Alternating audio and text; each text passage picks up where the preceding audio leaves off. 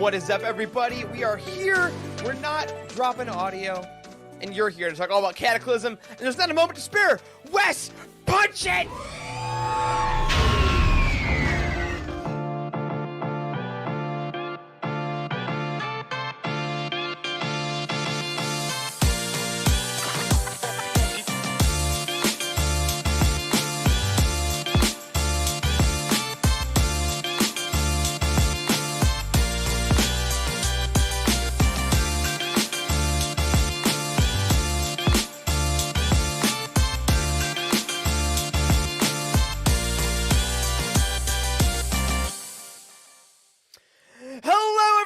Welcome to the Living Force, a UTD Network podcast. Tonight, all about the High Republic Cataclysm. That's right, it is another Roundtable episode, and we are going all in for the latest High Republic entry.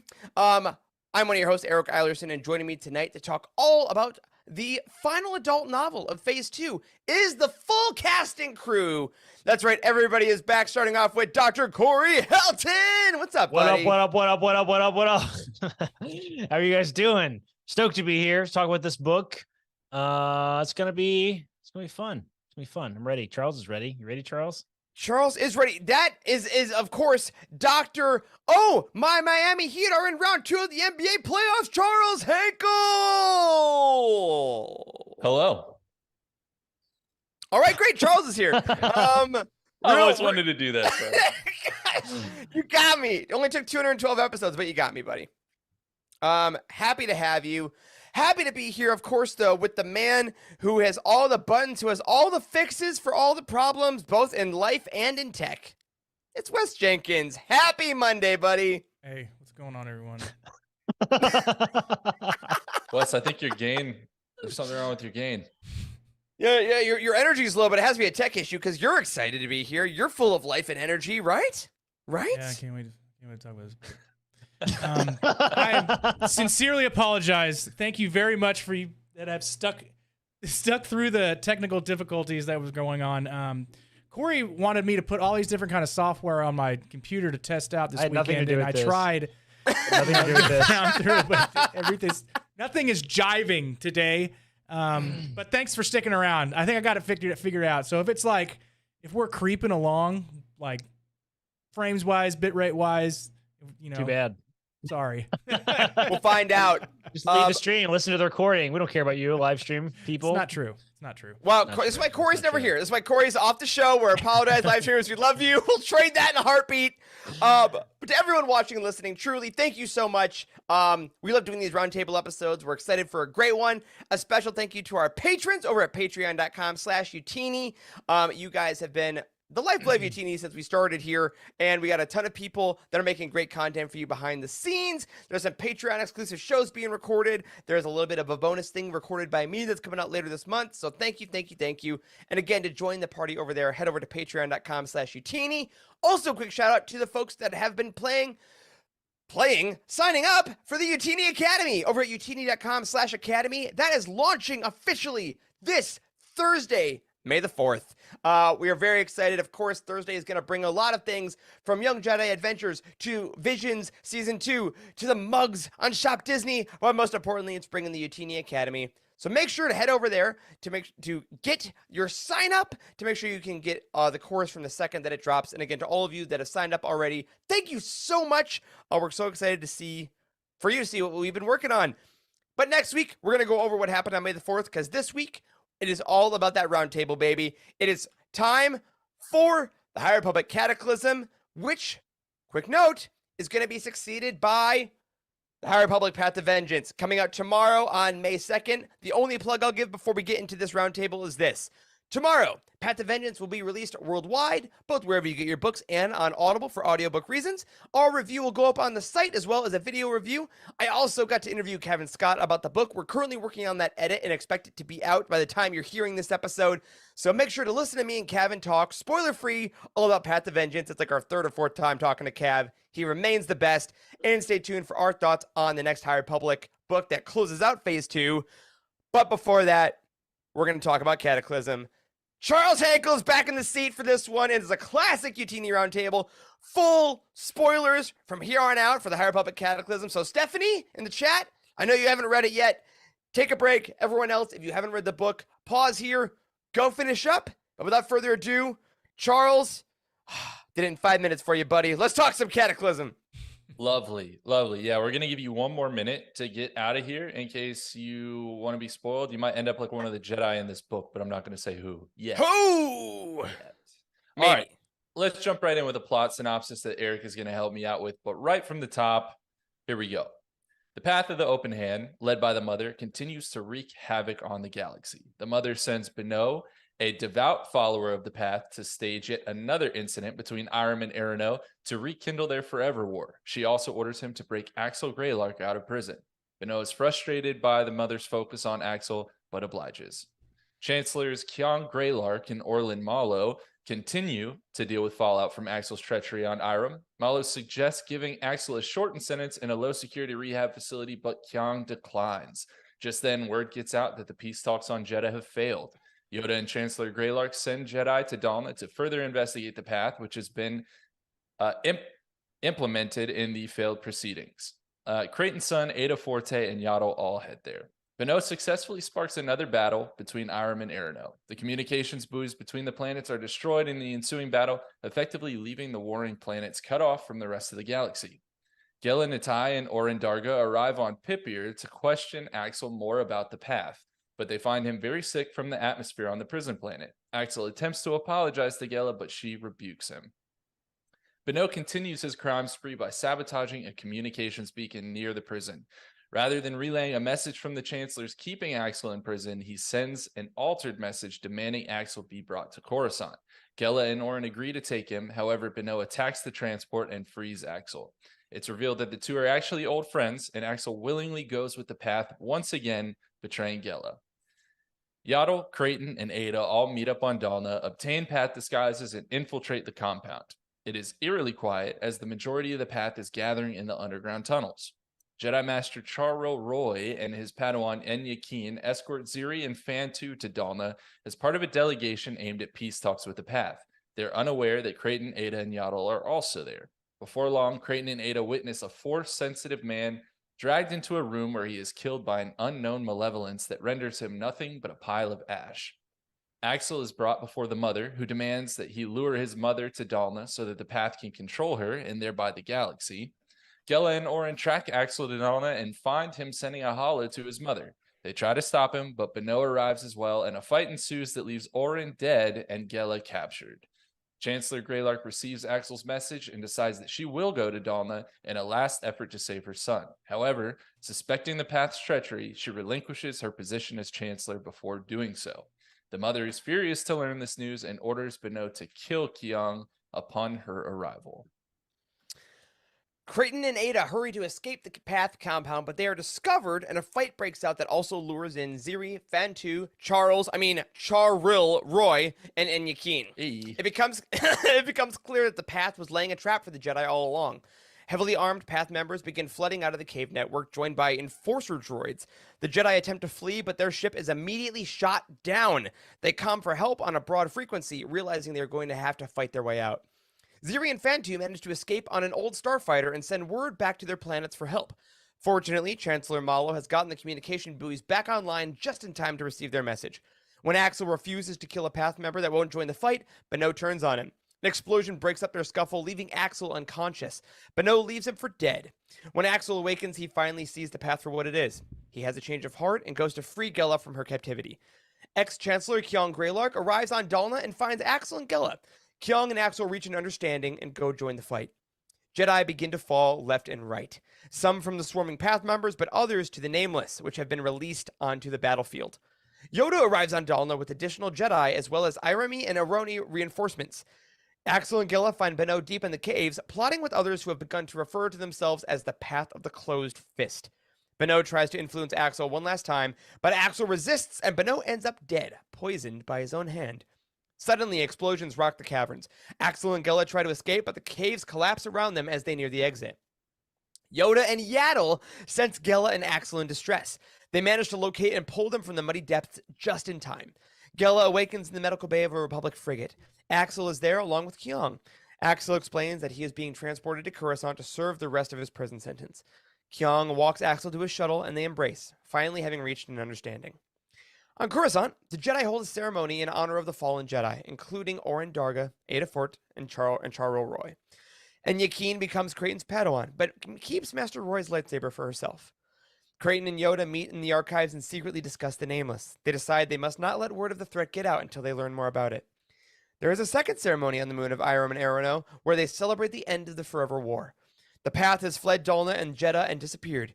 Iram and Arono have become even more entwined in the Republic with the opening of a hyperspace lane in the Hetzel system, the very system where the great disaster will eventually strike. Boom. All right.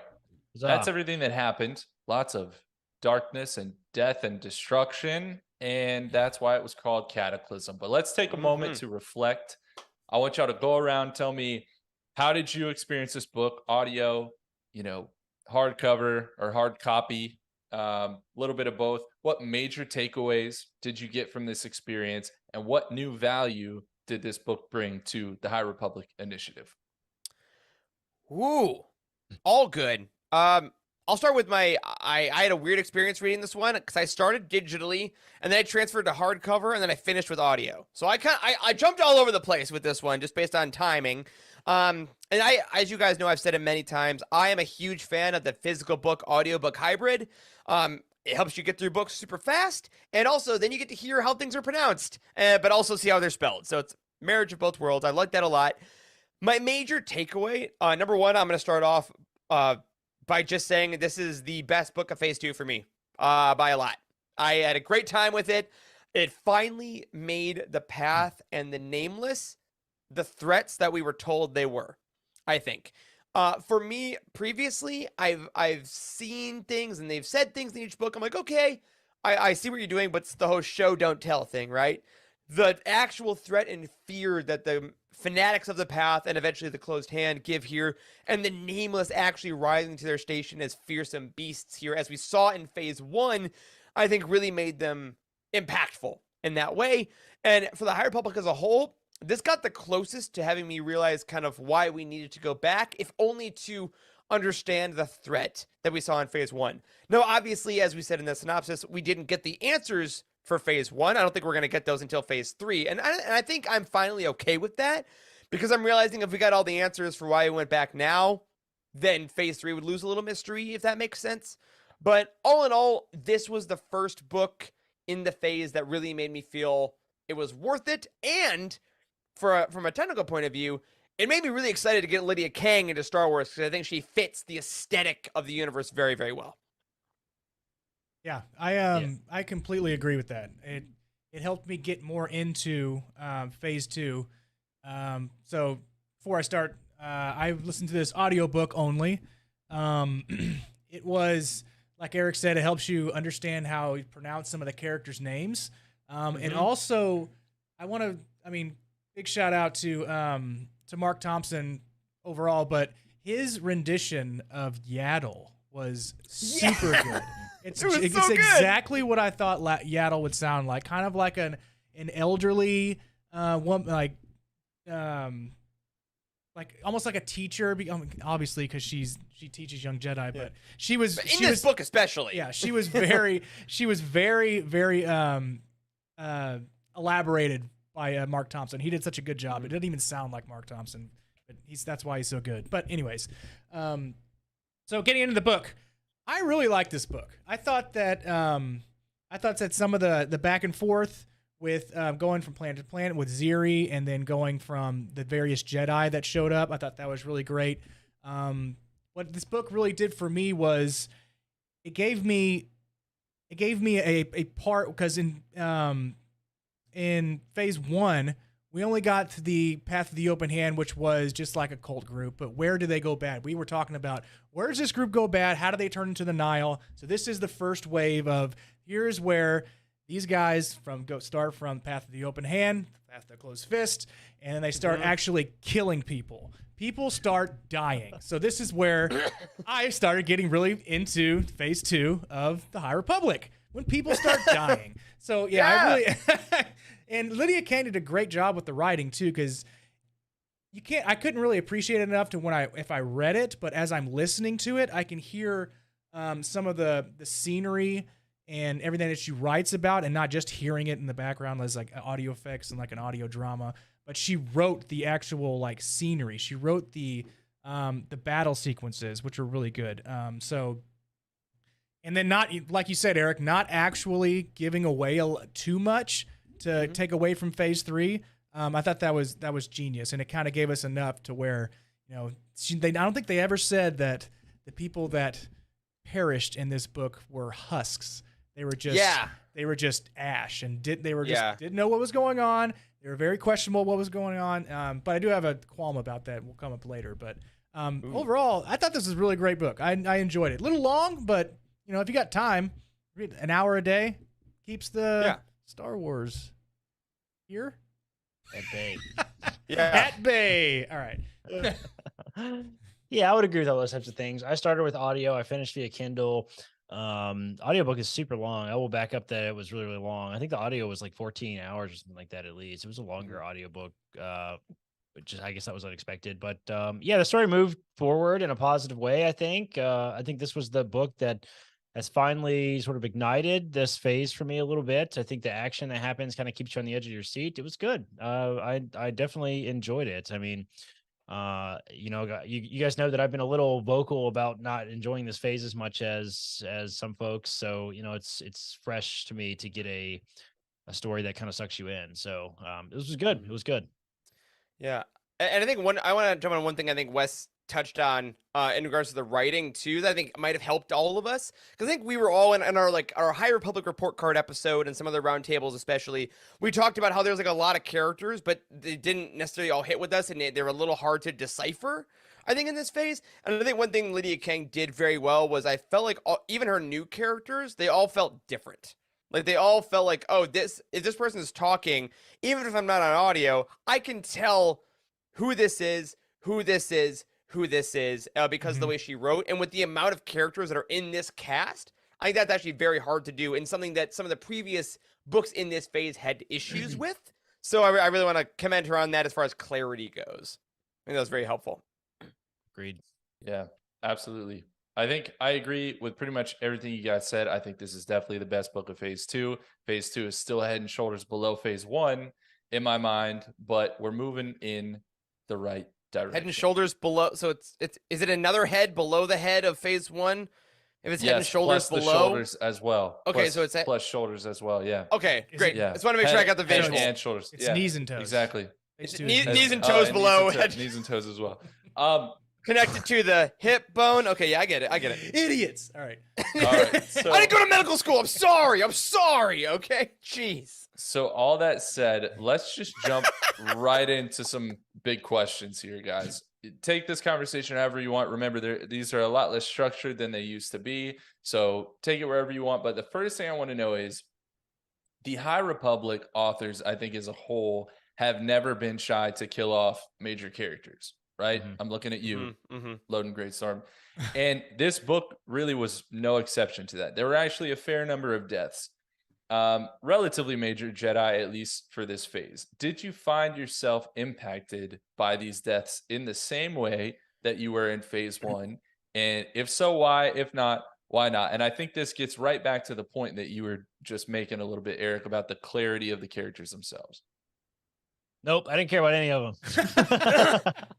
I had one big one. Can I tell you who it was? Who? And I wonder if you guys have it similar. It was Orin. I think I agree. It was. It was? It was. Yeah. Oh. I thought that he was like that guy that comes in, instantly likable, instantly great, and then he goes in, I'm like, oh no. And then like Ada died, who we've technically known for quite a bit, and I was like, oh no, she was really nice. Is this like the top? Is this like the Top Gear? Like, oh no.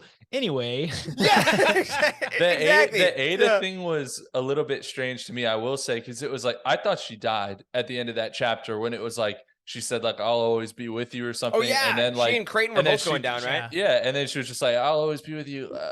And I was like, oh man, she's dead. And then the next chapter, also with you, she's still. But I'm and then still the next chapter started, and they're like, Ada is actually still alive, but she's barely breathing. And then the next thing you know is the ceremony. Like, yeah, Ada died, and I was like, what? Yeah, Whoa. that was what confused me. So Ada was the one that got me. So I was like, oh, because she laid down next to Master Creighton's son, right? And was just done. And I was like, oh, so they both died. And then a couple pages later or whatever, it's like Creighton's son is like, oh, I'm kind of hurt. But I'm okay. I'm like, you're alive? I thought you were dead, dude. How'd you make it? She wrote it like they both died. And so I was just like, ooh, that's broken rough, femur. man. Broken femur, kill me. Well, if you break my femur, you might as well kill me. Like that. Well, and it's fascinating because for those that may not have listened to my interview with Lydia Kang is a physician. She's an actual doctor practicing still, and one of her jobs is being a medical consultant to her friends that write fiction. So she's like always like, they ask her, hi, is there a type of poison or a type of injury that can happen to my character where they can run away in 3 days, but they're still hurt, or they're going to die in 2 months? Like, that's part of her job. And I feel like I saw some of that in the deaths where, like, she got really specific about what was going on and how they could work. And I want to ask Corey Charles, did you guys see any of that medically different, or is it still just Star Wars medicine is Star Wars medicine? And why can't y'all contract out and do that yourself? Well, there's the winning question. I don't think anything jumped out to me and was like, this is ridiculous. This would never happen. When I'm commenting on Ada Forte's death, it just felt like whiplash. It was like, she's dead, she's alive, she's dead. Yeah. And but no, so there's actually a couple things in the Easter eggs, and I can just comment on a couple of these now and save us time later. Page 376, she said that Gela had a chemical pneumonitis, Corey. I was like, oh that's my God. I never thought I would see the word chemical pneumonitis in a Star Wars book. There was also a moment. Wait, what is that? What is it? Help it's us. like it's pneumonia from it's kind of like bleach. pneumonia, Okay, great. It's bleach pneumonia. That's all you need to know. Also a great band name, Bleach Pneumonia. Bleach Hell pneumonia. yeah. I like that. Also, chemical pneumonitis is pretty good as well. There was another thing on page 313 where Axel got that he got that shrapnel stuck in his chest, right? Mm-hmm. And I have a quick quote here. He says, like, he felt it. The piece of metal still impaled right through his shirt and the thick tunic over top. He noted the sticky blood that congealed around it. He took 3 quick, successive, shallow breaths and pulled. He tried not to utter a sound, but it was impossible. The pain was awful, but the piece of shrapnel was finally out. He pressed his hand over the wound, feeling new, warm blood there. Hopefully he would live. And when I read this, I was like, PSA, do not do that ever. If something's stuck in you, you leave it in because it is helping to staunch the bleeding. And then like 4 pages later, Gela was like, you're not supposed to do that. And I was like, yes, yes, Gela. I think we all thought that reading that part. Yeah. Reading that part, we're like, what is he doing? And she's like, wait for it. For it. Yeah, there was a strain of Clydobacter too that she named Vibrio, which is a real life bacteria that causes illness. Like there were little things I feel like as a doctor reading this that were like little kind of almost Easter eggs within Easter eggs. Yeah.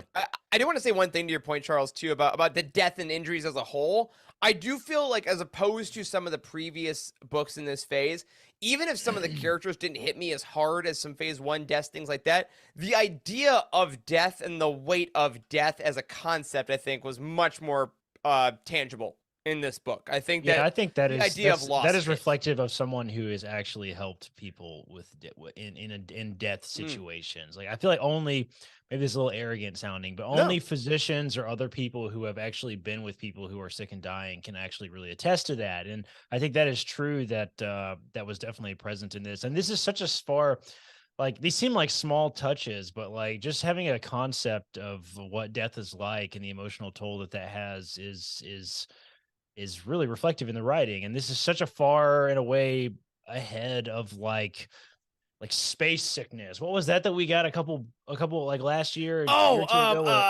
With the pilots, hyperspace sickness or something sickness, goofy. yeah. It was just like, okay, well, let's medically explain it. It was just like it was like voodoo magic, basically. So I can definitely appreciate that. A great point. And I if I hadn't known that she was a doctor already, I certainly would have thought that she either had family that was or was adjacent to the medical field, or maybe she had a career in that early. So yeah, it's really reflective there, and I think it makes it good. I mean, I feel like a lot of Star Wars writing has been kind of bad at some of the medicine, so it's cool to see it. For some reason, we're losing her. I know, and to be clear, nobody cares about this except for doctors.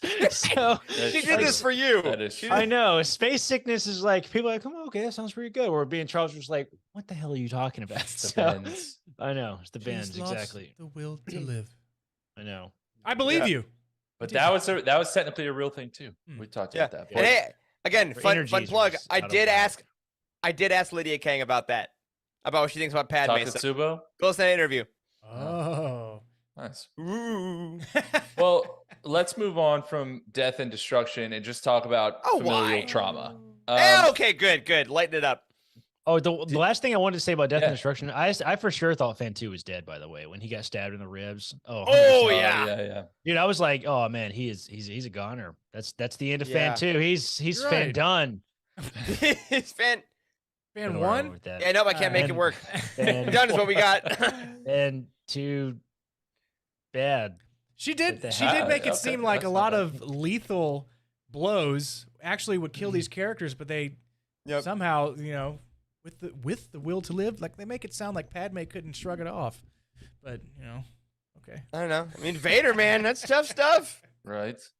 Yeah, he had no business being alive. But Light choking. That's what he wanted. Jeez. Yeah. Hey, it kills some people. Other people, it gives you the will to survive, man. I don't know. Whatever you're into, Right. oh Lord. All right. Let's Roundtables. talk about that familial trauma here for a second. And I just want to know straight up, because so much of this book revolved around Kyung and Axel's relationship, right? It was broken. It's been broken. We knew that, but they kind of found some new life in this book. They kind of came together, came to an understanding. And I'm curious, as Chancellor, or once Chancellor, did Kyung Greylark do the right thing choosing her son over the rest of the galaxy? That's a good question. I think she was lucky there was another Chancellor waiting. Yeah, I mean, not lucky, but I mean, ultimately- that helps. ultimately, like, I don't really know that Axel's redeemable at this point. Frankly, I mean, I know that like Mhm. Star Wars has this rich history of like it doesn't matter how many younglings you slaughter, like you're redeemable. It's like, listen, man, Vader just hugged Luke and said that he was right. Like he's not actually redeemed. Let's be clear. Like it doesn't make He up for all dies, the like, crap oh, that he well, did. Yeah. look I know. at what Leia, that scene in Princess and the Scoundrel, right? I mean, Literally like, gonna say that. Yeah, you don't Yeah. have to Yeah. forgive them. Yeah. Exactly. So I'm firmly in the camp of what the hell is she doing? Like with Mhm. this. I mean, like when it was first brought up earlier in the book that the other chancellor and some other politicians, I guess, they didn't really elaborate who that was. Like they wanted to like put him in a different facility, and so I'm like, why? Like, why does he get special treatment? This is just Yep. rich people don't suffer consequences problem. Like Yeah. that's not justice, Yeah. and that made me mad. So I was like, Oh, guys, Corey learned that rich people don't suffer consequences today. That's unfortunate. I wonder if this is the last instance that we see of a dual chancellorship. Like this is I where think they- it is. probably. That's my hot take. this is I where think they- so. Single It's probably just- chancellor. it was a disaster. The family drama, it messed it all Yeah. up. Well, Yeah. I think that I agree with you guys that I'm not the biggest Axel fan as far as his redemption. I think he's an interesting character device, but I I do don't too. really care about him like being redeemed and becoming a good guy necessarily. I do think though that Kyung's, I guess you know how you guys say you can tell that Lydia Kang knows medicine. I think reading this, I could tell that you're a parent, because I think the way she wrote Kyung being like, you know what, my son's kind of a shit, but I He's not know shit. I will do whatever I need to do to help him. And for that, I need to professionally stay away and not make myself culpable. I think that was very earnest for a person that has a child that's like, you know what? Here's the deal. It's probably not a great idea for me to do this, but I can't not protect my son. So too bad. And I'm like, so I think it rang true to me for Kyung to do it, even if I, on a larger scale, didn't agree with the decision. I think that's absolutely what she had to do in the moment, and I thought it was written very well. Yeah, and she was giving up a lot, right? She gave up her Oh the yeah, president of the universe, I guess. yeah, ultimate power, as it were. Gave it up. What I for? see. Why did she do that? Why did she Yeah. do that? So she couldn't be used as a pawn. Yeah. I think because she's like, they're gonna Like- if they capture me, I will do whatever it takes to get Axel back. And now I'm a civilian, so who cares? There was also an out there where after, after the end came, some people died, came back. They asked her, "Hey, do you want to come back to be a chancellor?" If she'd have said yes, I'd have been like, "No way, no way, Yeah. don't Yeah, do that would've that." been dumb. Yeah. Or now. she didn't have to actually relinquish the chancellorship. She could have just Yeah. said she did and then showed up, and Or it the would've been- government could have just functioned correctly and been like, In listen, Star Wars? she's gone now. We had this other guy. He's in charge now. Everybody good with Nope, that? Too bad. Everybody good with that? Everybody All right. fine? Yeah. Yeah, exactly. I guess they don't have a vice chancellor who like steps No. up in the event that the chancellor steps down. Yeah. Which I I think was the know. whole vibe of the codes. But yeah, I think it is interesting if this is the event that it goes to just one, which I agree with you guys. I think this is it. I don't think we go back to 2 historically, but hey, who knows? Yeah. I think this is a hell of a way to get out of it. Yeah. Well, there was a quote from Kyung early on in the book, page 145, and she's thinking about Axel, and she says she'd wanted him to stay in prison. Perhaps she was a terrible mother, but morality and motherhood were not supposed to be at odds. Often she'd heard young parents cooing their little ones, murmuring, "I would do anything for my child, anything." Kyung Greylark, however, could not.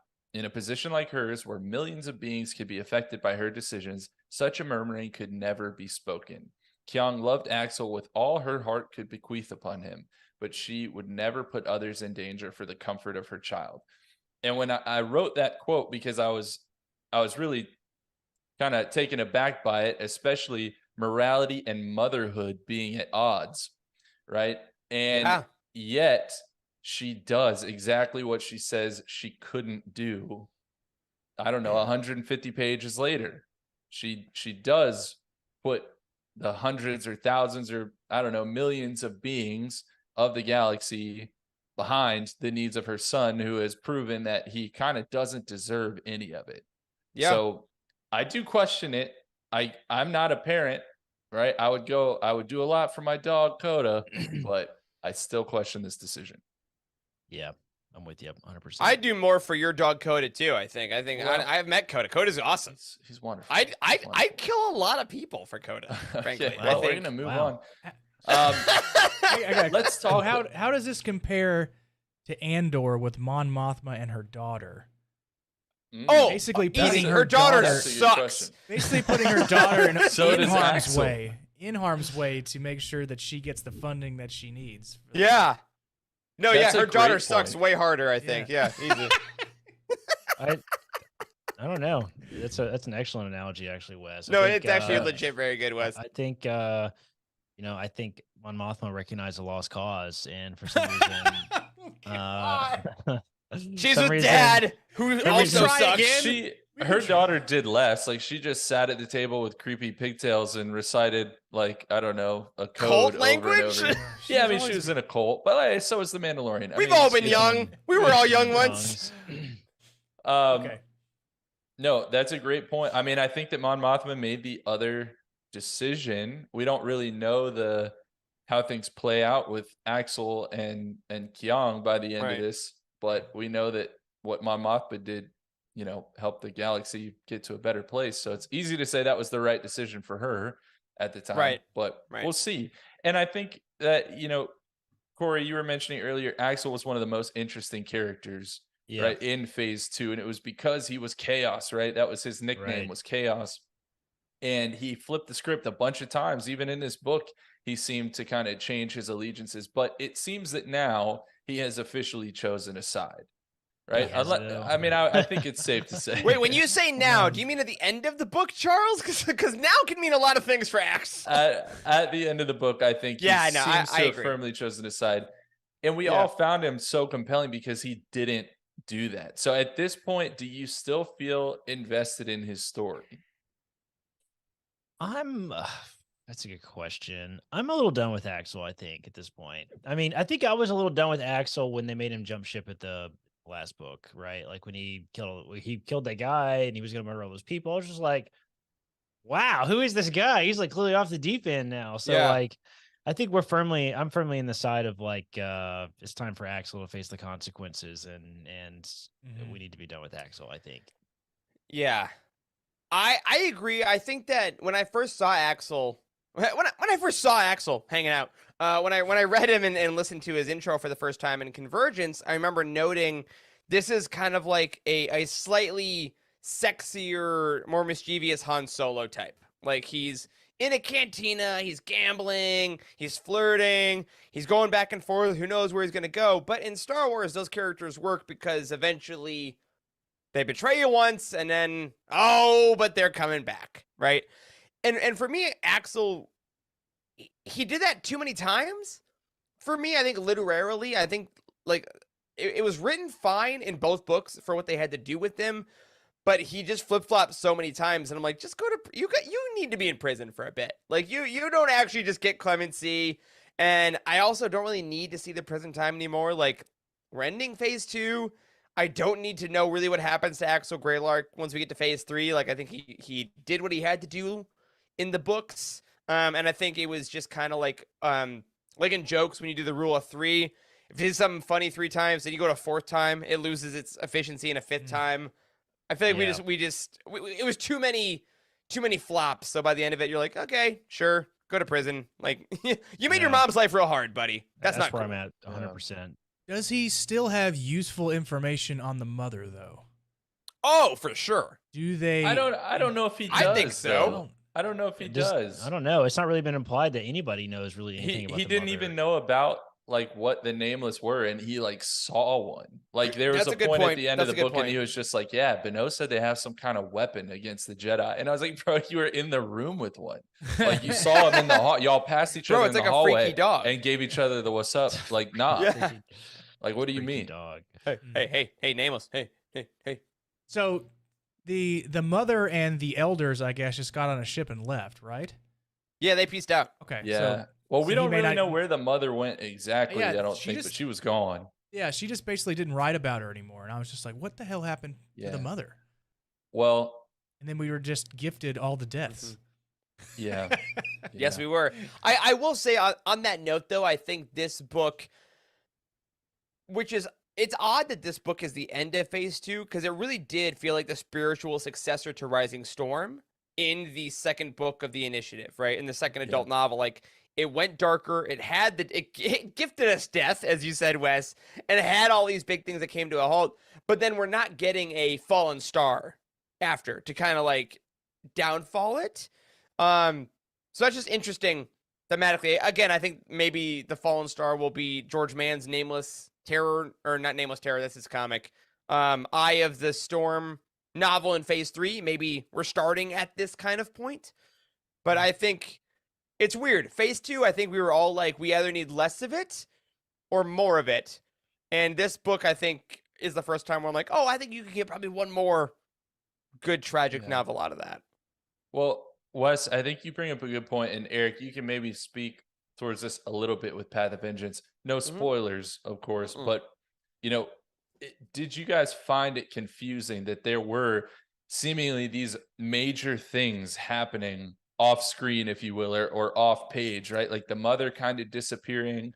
I kind of felt like the Path of the Closed Fist kind of came out of nowhere. I mean, there were some various things like that were like reference, and it felt like, did I skip a couple pages or a chapter? Like, when did this come into play? And that character just disappeared. Like, there were definitely some moments there. Now we know that Path of Vengeance is going to fill in some of these holes, right? So, but was it confusing to go about it in that way instead of following things in more of a chronological order? So without spoilers, I'll just say, I mentioned this in my review actually tomorrow once this is up. There is a lot of timeline overlap with Cataclysm and Path of Vengeance, and other previous High Republic things. So a lot of the stuff you might be looking for, just read Path of Vengeance. There is a lot of stuff Kevin has said previously, publicly, which is why I can say it here, that this book, Path of Vengeance, is Marta Rowe, Yana Rowe, and Maddie from the comic, their story. They're walking through the events, and there's a lot of stuff happening simultaneously as it happens in Cataclysm, that will be a lot of stuff like that. So Yeah. I'll say that for context, but I want to leave it to you guys for the confusion element, because again, now that I've read both so recently, I legitimately have a tough time remembering the what same was in book. which one. So I'm Yeah. interested to see what it's like having only read the one.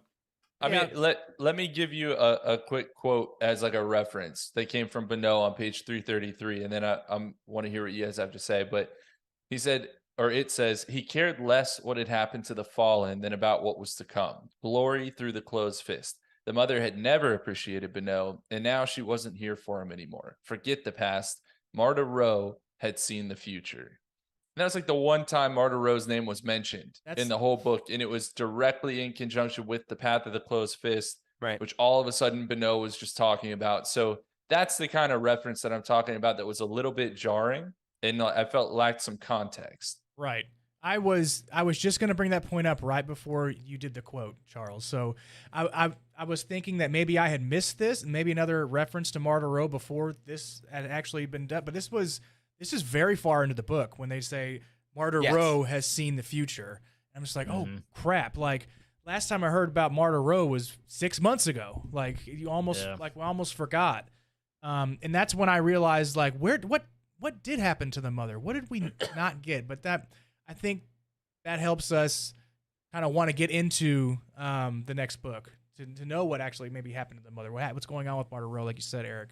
So so that, I mean, just putting those little points in there to make you think like, oh yeah, I remember that these characters are important throughout the phase 2 of the High Republic. So make sure that you pick up the extra books, comics, everything. Yeah. It's almost like they're trying to like write the expanded universe while the movies are happening a little bit, like, which is a little interesting. challenging, I think. Like it's like they want to fill in the gaps, all this additional story, but like these stories have to happen linearly. So like if you're not going to put it in one book, like it's a little frustrating to me. And I think this has been the only part about the High Republic that has been challenging for a lot of readers, is like you do really feel like you're kind of pulled in a lot of different directions at once. And like I just want the thing I'm reading to be like the thing, for now. And then let's read the next thing, and it's got its own contained story. And I feel like it's a little bit of a mistake that the High Republic faces, because it's such a large collaborative project that there are all these little tiny little things that have to be put everywhere, because like different writers are creating them at the same time in the same overlapping timeline. So that's tough, especially seeing how we've had a lot of delays and such with like publishes and stuff. And that's been a big challenge. So if they get any closer with some of these books, we're going to be in deep trouble, because if they have to one releases when it's not supposed to, it's going to be a disaster. So which is not to say like, listen, it's in the Star Wars spirit to do things out of order, right? I mean, like from the get-go with A New Hope, but there was still structure in that it was, original trilogy. We jumped back in time, we jumped ahead in time, and now we're talking about overlap between stories within a phase. So now, like, even within the phase, things aren't linear, and it is confusing. And I think that's why we get so many questions from people about, hey, how do you tackle the High Republic? Like, can you start with phase 2? Like, I mean, it's hard to answer that. I think it's really hard to answer that. We read everything. I mean, our team is like, we read everything and discuss everything literally all day, every single day. This conversation is happening online with us, and it's like even we're confused. So and even we are like, hey, how do we, like, the High Republic HQ, if you haven't gone on utini.com, our High Republic headquarters has a reading order. And with phase 2, we're waiting to get to the end because there are some comics issues and stuff. Like the Battle of Jeddah happened in the audio drama, but also it's been happening in the comic that is still kind of pseudo happening 5 months later. And there's a lot more overlap, I feel like, in phase 2 than is in phase 1. So all that to say, if you are feeling this question, you are not alone. Yeah. A lot of us are feeling it. But that being said, if you do read Cataclysm and Path of Vengeance as kind of companion pieces, there will be a lot of decent overlap that will give you the whole picture. And I'm really interested to hear if folks do them immediately back to back, the experience that you have. Please let us know, because I took a little bit of a break between them and didn't know what to expect. But if you go in kind of assuming that there's going to be that overlap, I'm really interested to hear what your experience will be like. And of course, we'll be talking about that in a month. Yeah. Well, let's move on from that and let's talk a little bit about the Jedi, because the Jedi are perfect and they never make any bad decisions, and they are all that is good and holy in this galaxy. And That's written in the walls of the temple, actually. That's the It banners. is. They It say is. that. You have to say that every morning, like the Pledge of it's in Allegiance. Arabesh, but just trust us. Uh, Source, bro, trust me. So at the end of this novel, I think there was a very specific questionable action of some of the highest of the Jedi, and that was Creighton and Yoda. They met in the archives. They have this hushed conversation as you do in libraries, and they say, you know what? Mum's the word on the nameless. Okay. Mhm. Is it because they didn't know what to call them? I don't know, because they don't have names. No, they decided we're not going to tell any of the Jedi about what happened actually on Dalna. So many of these Jedi died. No one needs to know how exactly it happened because we don't fully understand this threat. Is that a mistake? Like, do you see that decision coming back to haunt Yoda in particular? Yeah, bro. Mm. What are these arrogant ass Jedi still doing with this type of conversation? This is so stupid. Anytime this ever happens in any story ever, when someone does not want to tell everybody else about a thing because it'll induce mass panic, it's always a disaster, right? Every Right. single time this ever happens, it's the oldest trope ever. Yeah. To the point that seeing Yoda be the one kind of helping make this decision is awful to me. It's a testament to why the Jedi fell in the first place. Is like, this is supremely arrogant. I mean, how could the other Jedi knowing about this and investigating it and trying to solve this problem, how could that possibly be a negative thing? It's just insane to me. Yeah. Can we do a little speculation chat for a second Yes, here? for sure. Wes, do you have that graphic speculation chat? Can you throw it Speculation up real quick? chat. So Yoda having this conversation, because I agree with everything you said, Corey. It's very arrogant and is also very reminiscent of Yoda's discussions with Luke in the OT about how he was arrogant and the Jedi fell and he shouldn't be a Jedi. And then Yoda eventually deals with the responsibility of not seeing the Sith and exile, yada yada. Like, unfortunately, Yoda goes through this quite a bit. Yeah, it does. But one of the best parts of Phase 1 for me personally was the end of Midnight Horizon.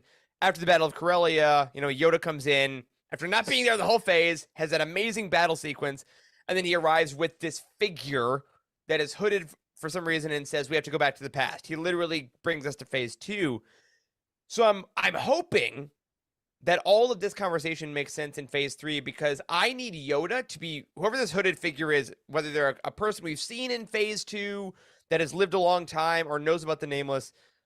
If we get the conversation with Yoda saying, I was wrong, I hid this, and that was my mistake, I have now brought forth this person I chatted with or talked to because I knew the Nameless were coming and I did nothing about it. Having that weigh on Yoda's shoulders, I think that's an interesting story if we get there. We might not, but I think that we as Star Wars fans the last kind of 20 years really have really thrived on the Jedi taking responsibility for their mistakes.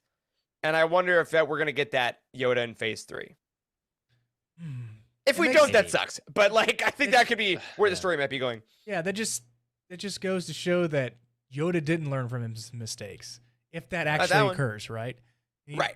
Then we have, the This- fall of the Jedi. So you're just like, It does Yoda, like to dude. withhold info. Yeah. Yeah, I know. It does. also reminds me of the government and the UFOs. Like, just There let us we know. go. You know what I mean? Texas! Texas! Hey, can we go to a West single cam here for a minute? This is Tell not us that kind more, of Wes. podcast, Wes. Okay, UFOs. They're around and you're withholding, and then you just let it out in the Freedom of Information Act. Come on, it's Wait, real. wait, They're all Wes, real. you can't talk about the UFOs before you talk about our supplements that are our sponsors for the episode. Because I'll tell you what's in them. I'm telling I you, ain't like the government. I'll tell It's you all what's in the filler, bro. supplements. It's all filler and sugar. That's what makes you crazy. All right. So So, I mean, I don't yeah, Yoda could be a conspiracy theorist. That's true. for sure. Well, Just he begun wouldn't have to wear a supplement tin wars hat. fast. He could just tilt his ears a little bit. That's But true. Get the antennas. so the Jedi are wrong. They're going to mess this up. That's fine. We expect that. We expect that from the Jedi at this point, right? Right. Right. Right. I like what you're We saying do. too, Eric. I mean, who is that hooded figure? We still don't still don't know. We're probably not going to figure it Ugh. out by the end of this phase either. But one thing that has been a constant right alongside the Jedi messing everything up is the drama between Iram and Arano. Yes. And I'm curious for you all, did the drama between those two planets feel important at this point in phase 2? Like, what did this book do in particular that previous books, chiefly Convergence, did not do for that part of the plot? I was waiting for Corey to say no. Okay. I can see it. I can see it in your face too. Weston You're too. just like, no.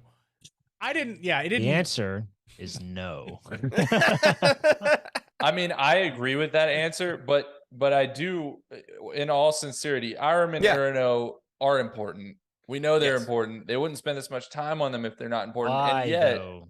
Why are they why important? is a good exactly? question, and it has to do with something with the fact that Starlight Beacon crashed on Iram. It's with That's buoys. exactly has it. to. That's to do That's with buoys. exactly it. That's the only But- reason anybody cares about these planets is because of the buoys, Communication which they buoys. just quickly rebuilt in a matter of Yeah. moments in this book. But, so. but the question is, I mean, and I want to hear what you're saying, Eric. But they made a pact through Zirian Fan 2 throughout Convergence, and then we get to this book, and the smallest thing just undid literally all of the progress that happened throughout that book. And then by the end of this book, they were at the same point that they were at the end of Convergence. Yes. You know what I mean? So like, it just was like, what is new here? Nothing. Yeah, no, I think Maybe no, nothing. Maybe nothing. I still am. I'm still in the camp of what are we doing? We had a whole book already about Arano and Iram and how they can't get along, and then they started getting along. Then we went to Jeddah. Now they can't get along again. And here we are in this book, and they can't get along, and then they can't get along again. Like, what is happening? Like, this is not an interesting story. Corey, which one is Iram and which one is Arano? Dude, Which I one's don't the know. One's water and one's the world? desert. I think. I don't Which understand. one has sunstones, Corey? It's the it's the water nation and the fire nation. Like, I don't understand. Iram is water because that's what Starlight Beacon fell into. That is the only way I can remember Oh it. man, that I wish I would have realized that. Like, this entire book. Aaron No Water. That's what the name stands for. Aaron No Water. I think overall, dramatically, I completely agree. I think that essentially we have an issue where it's the Mandalorian season 3 issue that we talked about a couple episodes back. Again, not to bring that is a wildly divisive season apparently, but like the problem with the Mandalorian season 3 for me is that everything that happened at the end of season 2 immediately got reverted in season 3. I know. It's not good storytelling. I don't think so. So with this, I think this is the issue with this is that this whole book was about this one thing getting solved, and it was a great ending. And then we come back and said, actually, that doesn't matter now At all. Now, the idea historically and realistically that a peace treaty can actually be probably broken up by anything after like years of war, that's very realistic. Because of course. But as far as storytelling, I think I agree. If you're gonna make me buy into this whole thing, I need to have some actual ramifications. That being said, I do think, and I know we're doing a lot of like future speculation in this episode, which isn't what you want in a story, but it's also kind of what the High Republic is because we know there's 3 phases. I think Iram's history and the stuff now we will find out we know about Iram, like will just pop up in our heads like, oh, I guess I do know about the Scorpions and stuff. Like in phase 3, I think that will reveal itself there about like, oh, because I know the history of these 2 planets, I now know the context of what the Jedi are doing in phase 3. However, as of right now, that is unfortunate. This is the pathway that they took to take. Yeah, I just don't think it needed to take. I don't think it really played that big of a role in this story in general. So I'm not really sure why we focused on it so much. Other than the only thing that it really accomplished is that it assembled some of the people together, which is kind of funny, actually. Like, that's a great point. I think we could have done the same thing with there still being some peace, and then maybe at the very end, having the path of the open hand come in and actually succeed at causing the war to like reignite, like in a very big dramatic way. They annihilated a city type of thing. Like that may have been a little more believable. It would have been better, I think, for all of us to go at the end of the book going, damn, there's no recovering from that. There's not going to be any peace. No peace. Goodbye, peace. There it goes. See ya. Like, although I did like just like cinematically the idea of, oh, they're not together, and then like, wait, there's soldiers coming in. What are they? And then it's the soldiers from both Oh yeah, forces that was an eventually- That was awesome good. moment. That Yeah, was good. so, like, That was good for I, sure. and I think part of me is like, oh, I could have probably not. We didn't really need the peace treaties falling apart again before that. Like, we could have just said, the peace treaty, it worked. They're fighting together, and you still get that epic. It's the Han Millennium Falcon moment, right? It's the Yep. all hope is gone. Wait, what is that? Ship's coming in. Like, that never gets old. And I Yeah, think that's that was true. executed That was perfectly. good. That was good. But to answer your question about the whole convergence versus cataclysm, Yeah. it doesn't help that they're the same name. Yeah. And, like very similar names. Like I can't remember which book I just read, Convergence or Cataclysm, and to see this never-ending war literally never end, and have multiple books focused on that is the point, I think, but also a little tough sell as Yeah. far as from a storytelling perspective. Catavergicalism. Catavergicalism. Catavergicalism. As the duology shall henceforth be known. We nailed it. So, we are nitpicking at this point because I do want yeah. to reiterate for that sure. I think this book was the best of the phase so far. And so I absolutely. want to take a Head and minute shoulders. and I want head and Above the shoulders, head and and shoulders. shoulders and elbows too. So up to this point, I want to reflect because we're almost at the end of phase 2, right? Mhm. I want to reflect up to this point, who are your standout characters for phase 2? Because we've not been shy about saying we don't care as much about these characters as those that we met in phase 1. So who are the ones whose fate do you need to know, for instance, before we go to phase 3? Like you mentioned, Axel's going to prison. And first of all, I'm glad they didn't just make Axel die to redeem himself. Like, thank you for not doing that. And usually I would say, oh, well, he went to prison. He's going to come back. He's got to come back because they didn't kill him off. But probably not. I mean, with this being this close to the end of the phase, and he would surely be dead by the time phase 3 rolls around. So who are the people whose fate you do need to know other than Axel? Solandra Show. She's my favorite. I think she's honestly, she's very Loden-esque. I think like she's the good teacher. She fights for defense. But she also has a badass lightsaber shield, which is just cool. And she's been kind of out of the spotlight, which is interesting. That again, what has she done in phase 2? I don't know if I could tell you necessarily, but I always really enjoyed when she was on screen, as it were. So she's weirdly my probably number 1 standout, in addition to, Martyr Rowe. I think is up there, but that's almost kind of because of the Rowe lineage. I'm just interested about that thread. But yeah, overall, Solandra's my standout. So shout out to George Mann for coming up with that way back in the day. Yeah, I completely agree with the Martyr Rowe. We need to know more about her, how she forms the path into the Nile, or if that even happens. But who we need to figure out is She-Hulk herself, Sippa. Sippa, the youngling that She was dope. She was really dope. I had a great time. Yes. She would levitate people, pick them up, and basically smash them together. And she would in the book, she would Yaddle was looking like, where is Sippa? Where is Sippa? And then she see bodies being just tossed throughout the forest or whatever, and you're like, what is the hell is going on? She's just like, I'm just trying to help, and you're like, oh man, what does she turn into? A toddler with the Force, the most terrifying thing ever. Is also a sociopath and can kill people. All toddlers. But her keen force ability is levitation. So if she really focuses on that and builds that strength up, can she levitate, I don't know, starships out of the sky and pull them in? Starlight Beacon out of Iram? Whoa, dude! Oh my god. Those are her force powers. Levitation. That's it. We did it. Levitation and hatred of root vegetables. Yes. That's Sippa. I in hate a radishes. nutshell.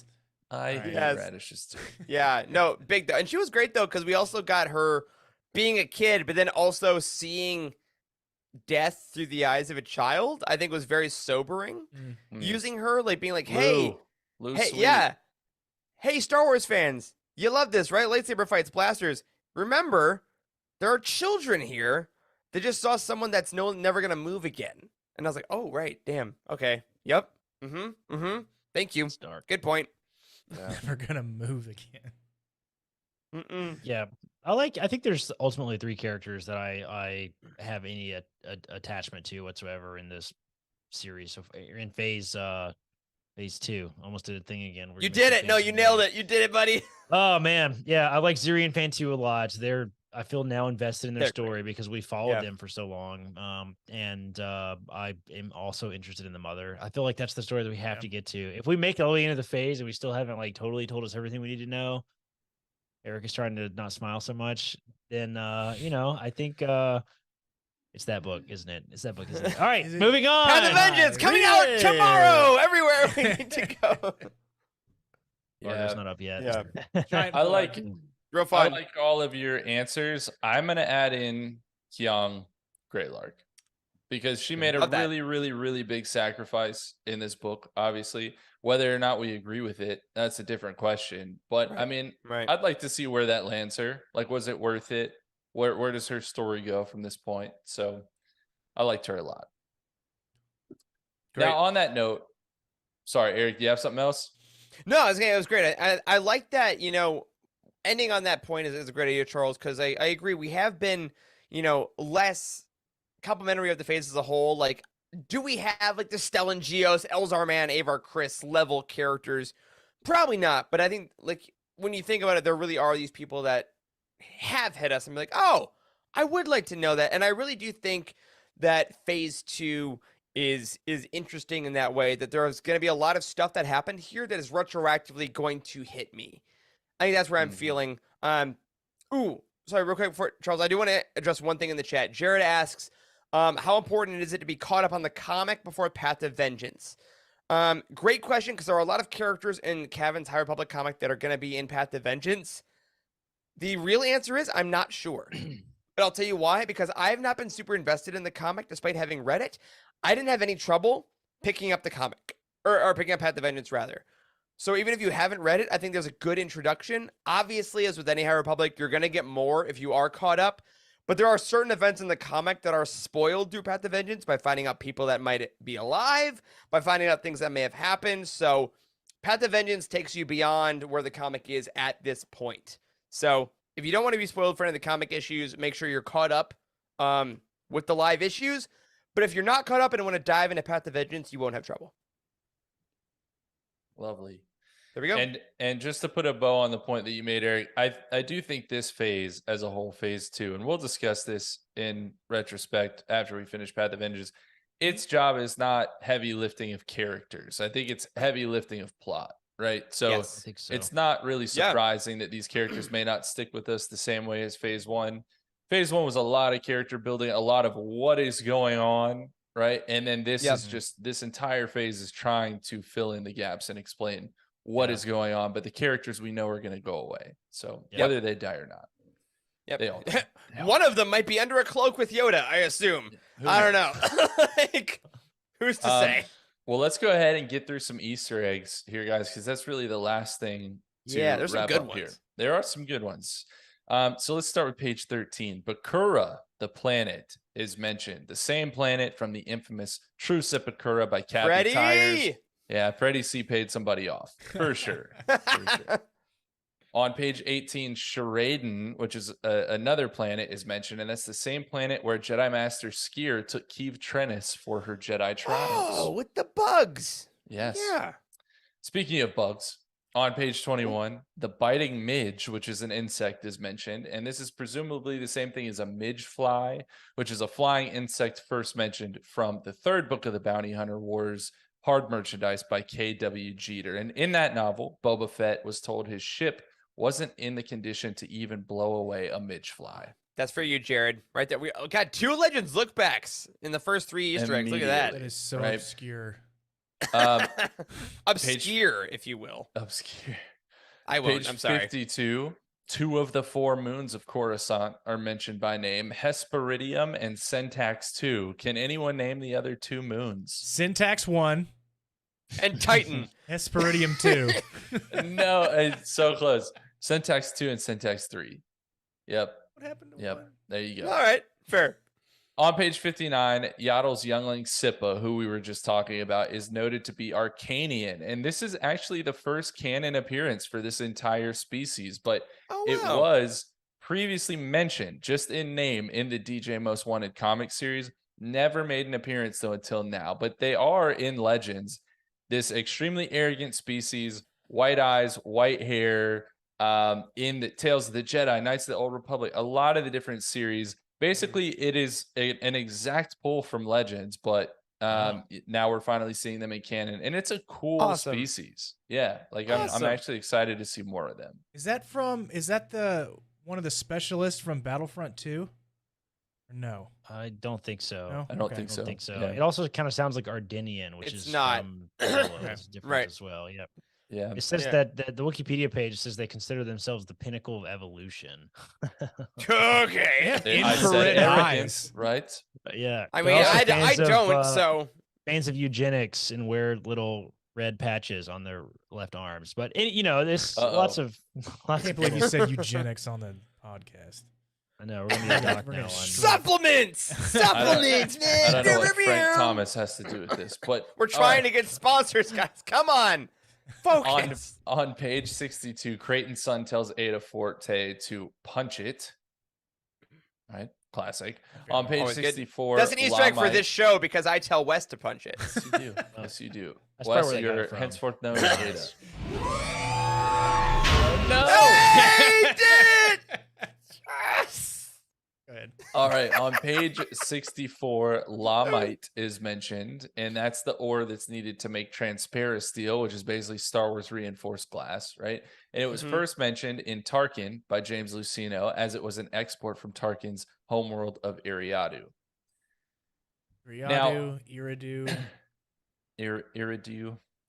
Iram. However you say it. Edu. Let's take a Edu. break. Let's take a break for a second from the regularly scheduled programming to Okay. shout out some of the best quotes from Jedi in this Ooh. novel. And quite Yes, frankly, please. that I think we've gotten in a while. We didn't shout this out. Lydia Kang wrote Jedi very well.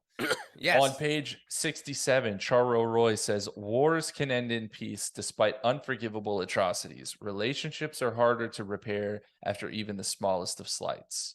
Ooh. Right? I got the Mm. woo. Well I got the then. woo. The Ric Flair from Eric. Master Sharo Roy has clearly never been to therapy. Yeah.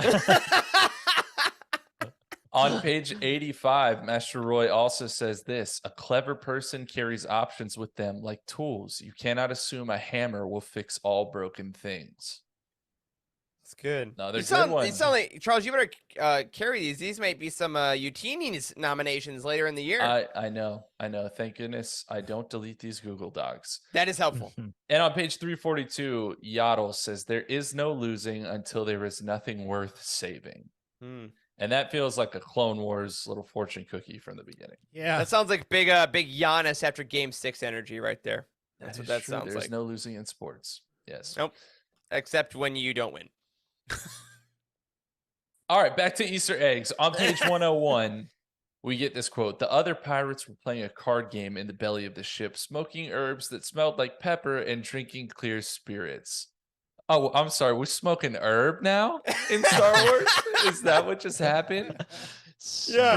Forget about the death sticks. We got that good going on in this Yeah. pirate ship right Space now. lettuce, y'all. And then 200 years later, they're on meth, as we heard about in the Nile. Yes, so there we exactly. go. It evolves. Gateway drugs are real, kids. Oh, dear. That is what this is actually all about. Okay. Name Smash bulbs. drugs. Them OG. adrenal drugs. On page 107, a Adrenal prayer from the drugs. Guardians of the Wills is displayed, so that was cool. On page 109 and 111, hot noodle soup is mentioned, followed Oh, by God. a noodle shop. So Noodle Gang unite. Gang, gang. Oh, noodles. Yeah. Wow. Oh, That's been a Charles. Don't while. like that one bit. on page 113, a Zygerian energy whip is mentioned, aka an electro whip. That's the chosen weapon of the Zygerian slavers that was heavily featured in the Clone Wars good. TV show. Very good. Awesome. Very ethically important episode of Clone Yes. Wars. Oh, That is yeah. surprising that they even went there, to be honest. Yeah. Seriously.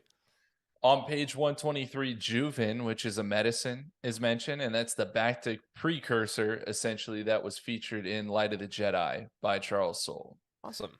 On page 125, we get another quote here. You know what they say about space roaches, Ziri smirked. For God. every one you see, there are a million you don't, so you might as well torch your ship. I hate that. Well, thank I- you. Thank you for the No, nightmares. don't like that at all. Sounds like Dude, I earth was- roaches. I was working in the Yes, hospital. yes. I was working in a hospital a couple weeks ago. It was dead quiet, and I was working on a computer, and I hear this, Nope. and I was like, "What the hell is that?" And I looked down, and I didn't see anything. And then a few minutes later, out of the corner of my eye, I see movement, and I look down. Freaking huge cockroach, bro, in a hospital. A hospital. All right. Yeah, Torch it. You gotta torch the hospital. It was terrible. I saw that. I saw the guy that sprays for him later on. I was like, "Hey, do this for him." Anyway, that was your evening. So I got Sorry if Well, y'all are thanks for eating that. while you're listening to this. large On cockroach. page 129, this is probably my favorite one out of all the Easter eggs. Page 129, a pet Sheffy is mentioned. Okay, now this is a furry creature that first appeared in The Last Jedi. There was a patron on Canto Bight that was holding one, and it wasn't actually identified as a Sheffy until the video. Every creature in the Star Wars movie was released by the Star Wars Kids YouTube channel in 2019. This is so cute. I just googled it. It is It's very so cute. You should look it kind of. It's like kind of gross, but also cute, which is great. Star Wars, like that middle ground Indeed. is right on the list. Indeed. That's great. Star Wars nerds on Wikipedia are truly incredible, to be honest. Yes, Like, they are. Sensation. It's None of this is incredible. possible Just- without Wikipedia. I just don't understand. Like the deep cuts is just I impressive. just when you try to look up Sheffy, make sure you put Star Wars because I get this guy. This guy got Okay. pulled. We don't want that. it's Yossi Sheffy. Duh. All right, go ahead. All right. Interesting. All right. Page 131, a Shatez board, which is a tabletop strategy game, is featured. And this first appeared in Chuck Wendig's Aftermath Empire's End, Let's but it go! subsequently made appearances in Star Wars Squadrons, the 2017 Darth Vader Annual #2, which was also written by Wendig, and now the High Republic. Excellent. It's not just Sabak anymore. On Many page one, games. oh, actually, Eric, this is gonna be your favorite. This is gonna be your favorite Easter egg. Alright, hit On me. page 137, Jelukani Fogstone is mentioned. Oh yeah. And of course, that's a type of stone from the planet Jalukin, which is the home planet of both Sienna Rhee and Thane Kyrell from Claudia Gray's Lost Stars. Wow. But in Claudia Gray's other novel, which is the first time Jelukani, not her only other novel, just to be clear, one of her other novels, the first time that Jelukani Fogstone was brought into canon, it was mentioned as the material that made up the statue of Bail Organa outside the senatorial complex on Hosnian Prime. Let's go. Yes. Brad. Awesome. Is his statue like a Jordan statue? Like he's dunking on someone? Is that the statue like an action shot of Bale? Because It's it probably should him, like, be. He's like probably dunking with like the Star Wars equivalent of the Declaration of Independence on Yeah. Palpatine. Like just, God. Oh my god. I need it. Someone Just make that it. Someone list, forge the list, that. the list that they all signed, where they put all their names in the paper. Oh Oh, yeah, is the it- doc yes, I Something know you're about the talking. 300 or Yeah. Yeah, something like 3,000. that. Yeah. The people Ugh. who hate Palpatine Yes. protest. List. We hate Palpatine Club. Right. All right, on page 137, Tennu, which is a planet, is mentioned, and that's the same planet that some of the characters from Young Jedi Adventure series that just started for the High Republic go to. Yes. On page 141, Schulstein is mentioned. This is his first appearance in canon, but it seems like it's a direct continuation of Schulstein 5 from Legends, which is this astronomical object created by Jason Fry for the Star Wars role-playing game in 2004. But furthermore, Schulstein is mentioned as being on the Perlemian trade route, which was one of the earliest hyperspace lanes to ever be discovered, according to Legends. So Wow. nice pull there Yeah. because the High Republic is all about hyperspace Right. Right. prospecting, right? And this was one of the Yeah. earliest ones. Sick. Yeah. Page 182, we get the obligatory Tuca Cat reference. Seriously, when is the last Star Wars book we had without a Tuca Cat reference? Need them all. Let's see. 196, Page 196, Tip Yip is mentioned. That's Endorian chicken. That's also been a really Delicious. popular reference recently. Yep, you can buy it at Galaxy's Edge. It's great. Yep. On page 223, several plants plants, excuse me, not planets, are mentioned, including Scarlet's Queen Heart, which is the red ornamental flower that is growing on all the buildings in Theed in the Phantom Menace. Sure. So that was a nice pull there. On page 263, Loose Sweet sounds like Corey Helton when he said, "Shields are down, everything is down, the ship is trash." We all thought of you when we read that. I really did. Ship is trash. The ship is trash. Everything's down. Trash all the time. That was That's Corey. hilarious. Literally, the first half hour was trying to do the stream tonight. Just like everything's down. Yeah, everything's down. Ship's Ship is trash. trash. Oh, that's pretty funny, man. All right, you And- can use that forever now. And then our last reference, our last Easter egg, page 339, Keon Greylark says, "The only reason to shoot with a goal of maiming is to get information that will turn the tide of this battle. I'm talking groin shots and limbs so they can keep talking." And that's not even an Easter egg. I was just like, what? Groin? You're shots? asking for groin shots? What if I told you Keon Greylark's got that dog in her, man? I'm not Ooh. coming after you if you give me a groin shot. I'm She just got like, that whatever target you wanna in her, know. bro. What do you want to know? What do you What do you want? What do you want? That and a broken femur, and I'll tell you anything. Open book. All right. Well, that's all we've got. If I missed your favorite Easter egg, please drop it in the chat. Let us know. But otherwise, that's it, guys. Let's kind of go back around, give any final thoughts you have on the book, and then we'll close this thing out. I'm gonna give this book a All right. 9.0 on the scale. Bring it back. We don't do that anymore, Wes. Yeah, Now we're communists with our That's right. scores, right? I thought this Cheers. was They're all equal. It doesn't matter if they're good, if they're bad. yeah. They're equal. We needed this book. I think we Yes. needed this book Yes. for Yep. for I agree. phase 2, and I'm glad that it kind of ended the way it did because it left doors open, but it didn't actually reveal anything. I don't think for what's coming for us in phase 3. Right. This one kept my focus better than pretty much every other one that we've had so far in this phase. I think it's a big step in the right direction. I can't wait for the last couple here, and we are really winding down on phase 2, guys. It's coming to a close quite soon. Yeah. It seems like. Yeah. Agree. This was the adrenaline shot that I needed in this phase. I really enjoyed reading every bit of it. Excited for everyone else to get into Path of Vengeance, and then the manga. I forgot it's actually the epilogue. DJO called it, but it's kind of like the ending of the phases in the manga Edge of Balance. I'm sure you can read Path of Vengeance in this and be done, but only a couple projects left. But overall, I was really happy we got this, and I'm really happy that Lydia Kang is in Star Wars, and I hope she gets to do more if she likes this kind of thing. If she had a good time, we'd welcome her back. But yeah, it's nice when an initiative kind of rises near the end because I think it gives us great momentum. So really, really had a great time, and I'm so glad because yeah, we like Wes said, we needed this. Yeah, I agree. Bring Lydia Kane back. I think she did a really good job with this.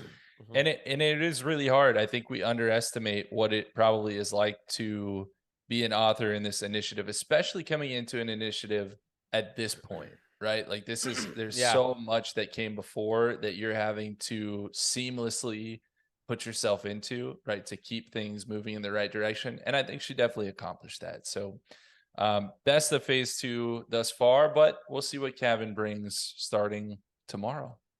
Absolutely. So on that note, Eric, take us home, my friend. You got it, man. Charles, well done as always. Y'all, that was a good old-fashioned Charles Roundtable. But get ready for another subpar one by me, which is going to be Path of Vengeance is the next one. So stay tuned, and then in a month-ish, we'll keep you posted. But let us know your thoughts about Cataclysm in the comments or in our Discord, anywhere we are. We want to know how you liked this book and what it did for you in Phase 2. But for now, that is going to do it for this episode of The Living Force.